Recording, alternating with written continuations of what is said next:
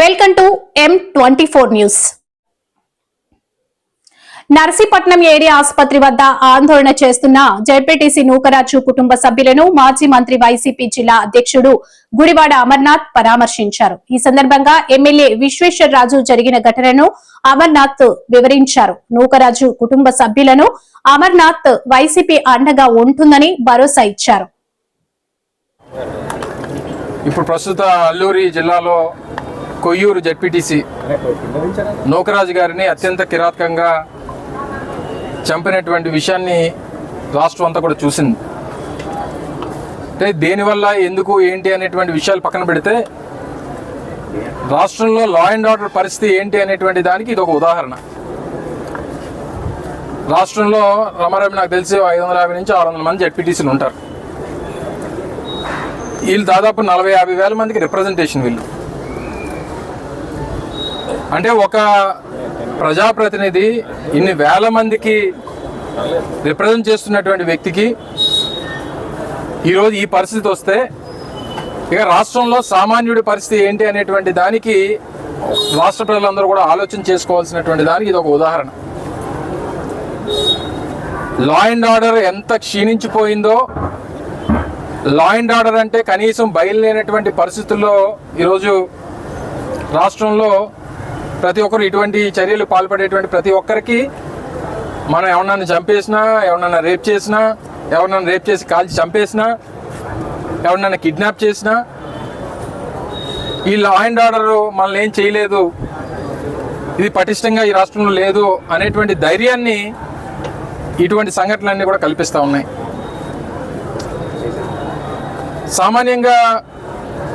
సామాన్యులు గత 15 మాసాలుగా ఈ రాష్ట్రంలో కూటమి ప్రభుత్వం అధికారంలోకి వచ్చిన తర్వాత మన జిల్లాలోనే అనేక ఇన్సిడెంట్స్ చూసాం.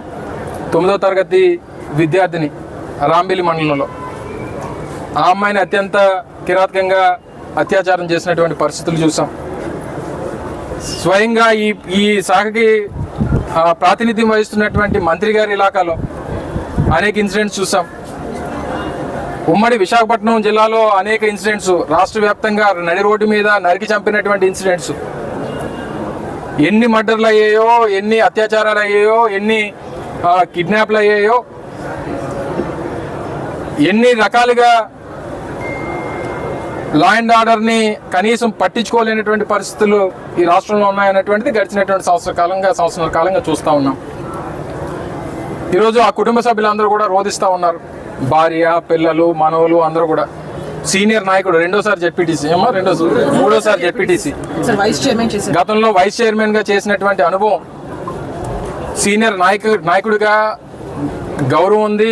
అలాగే అనేక గిరిజన సమస్యల మీద ఎప్పటికప్పుడు అటు జిల్లా పరిషత్లో కానీ లేదా అనేక రివ్యూ మీటింగ్స్లో కానీ ఆయన గలమెత్తినటువంటి సందర్భాలు చూసాం. నేను మంత్రిగా ఉన్నప్పుడు, నేను అక్కడ ఇన్ఛార్జ్ మినిస్టర్గా ఉన్నప్పుడు కూడా ఆయన ప్రజా సమస్యల పట్ల ఆయనకు ఉన్నటువంటి అవగాహన కానీ, ప్రజా సమస్యల పట్ల అక్కడ ఉన్నటువంటి సమస్యల పరిష్కారం కోసం చూపించినటువంటి చొరవ కానీ డెఫినెట్గా అభినందనీయం.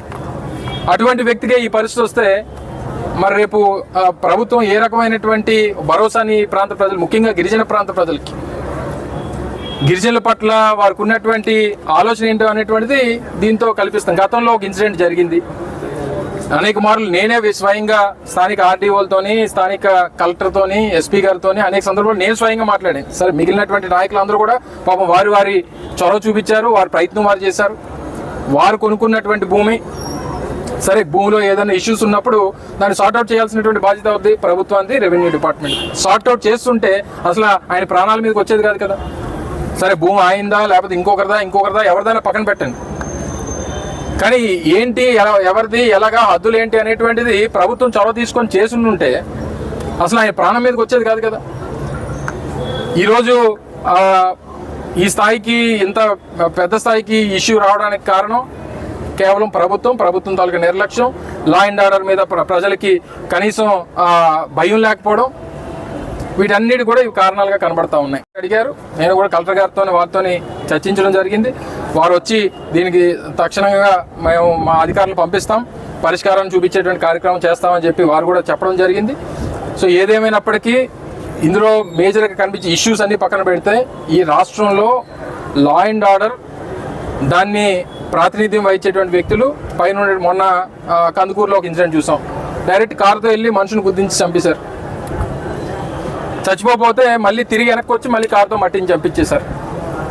20 రోజులు అయితే తప్ప మళ్ళీ గవర్నమెంట్ దాన్ని పట్టించుకునేటువంటి పరిస్థితులు లేవు. అంటే ఇష్యూ ఎక్కడన్నా ఫ్లేరప్ అయ్యి ప్రజలు రోడ్ల మీదకి వచ్చి ఇబ్బంది పెడితే తప్ప ఇది ఇష్యూగా మేము గుర్తించము అనేటువంటి పరిస్థితుల్లో ప్రభుత్వం తప్ప, అసలు గుర్తించకపోతే ఏమైపోయినా పర్వాలేదు అనేటువంటి విధంగా ప్రభుత్వం తాలూకు వ్యవహార శైలి ఉంది. సో ఇందులో ఇష్యూస్లో ఎవరైతే ఒక 6గురిని ఎంతమంది కస్టడీలోకి తీసుకున్నారని చెప్పి పోలీసులు చెప్తా ఉన్నారు.